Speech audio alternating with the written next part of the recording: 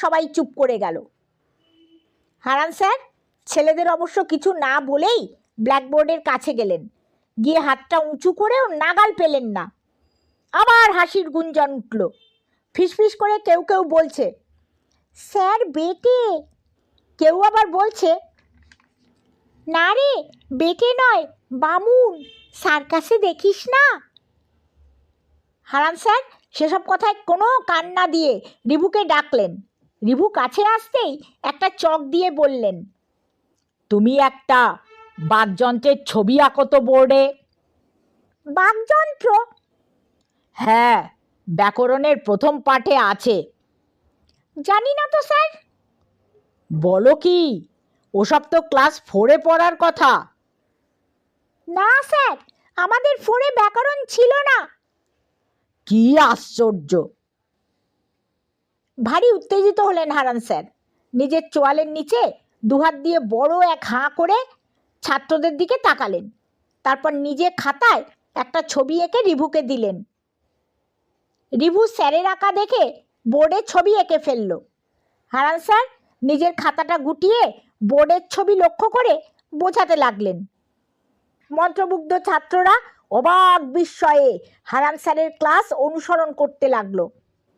রিপন বলল, স্যার এমনভাবে কেউ আমাদের বাংলা পড়ান না।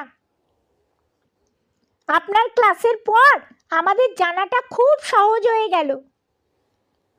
ছেলেদের স্তম্ভিত করে হারান স্যার হঠাৎ বললেন, চলো আজ এই পর্যন্ত, এবার আর পড়া নয়, মাঠে একটু ক্রিকেট খেলবো। চলো চলো সবাই মাঠে চলো।